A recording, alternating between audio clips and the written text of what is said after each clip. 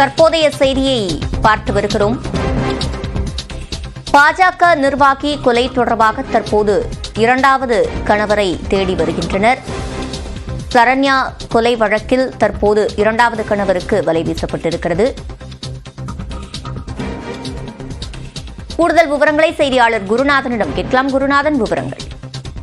சிவரஞ்சனி, தஞ்சாவூர் மாவட்டம் பட்டுக்கோட்டை அருகே உதயசூரியபுரத்தில் பாலன் மற்றும் சரண்யா இருவரும் ஜெராக்ஸ் கடை நடத்தி டிராவல்ஸ் நடத்தி இருந்து வந்துள்ளனர். இவர்கள் இருவரும் மதுரை மாவட்டத்தில் பாஜக முன்னாள் நிர்வாகியாக இருந்துள்ளனர். ஏற்கனவே சரண்யாவின் முதல் கணவர் இறந்த நிலையில் இரண்டாவதாக பாலனை திருமணம் செய்து கொண்டுள்ளார். இதனால் முதல் தாரத்திற்கும் இரண்டாம் தாரத்திற்கும் பிரச்சனை ஏற்படவே பாலன் தனது இரண்டாவது மணியான சரண்யாவை அழைத்துக் கொண்டு 20 ஆண்டுகளுக்கு பிறகு கடந்த 8 மாதங்களுக்கு முன்பு பட்டுக்கோட்டையில் குடியேறியுள்ளார். இந்த நிலையில் நேற்று இரவு வழக்கம் போல தனது கடைகளை பூட்டிவிட்டு சரண்யா நடந்து செல்லும் போது அவரை மர்ம நபர்கள் வெட்டி படுகொலை செய்துள்ளனர்.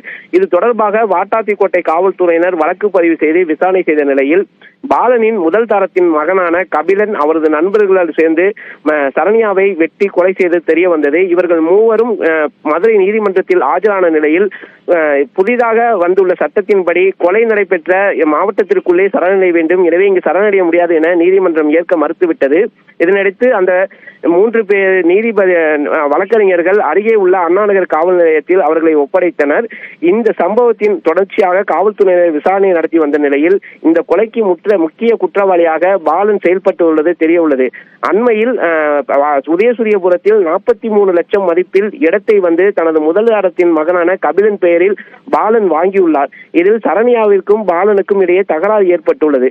இதனால் பாலன் ஆத்திரமடைந்த தனது முதல் தாரத்தின் மகன் கபிலனை வரவழைத்து சரண்யாவை கொலை செய்ய திட்டமிட்டுள்ளார். இதற்காக திட்டமிட்டபடி பட்டுக்கோட்டையை சேர்ந்த பார்த்திபன் என்பது வீட்டில் கபிலன் மற்றும் அவரது நண்பர் குகன் ஆகியோரையும் தங்க வைத்து தான் முன்னால் இருசக்கர வாகனத்தில் சென்று விடுவதாகவும் பின்னால் தனியாக நடந்து வரும் சரண்யாவை நீ கொலை செய்து விடவும் திட்டமிட்டதாகவும் அதன்படியே சரண்யாவை தனியாக நடக்க விட்டு அவரை கொலை செய்து வந்தது தற்போது காவல்துறை விசாரணையில் தெரிய வந்துள்ளது.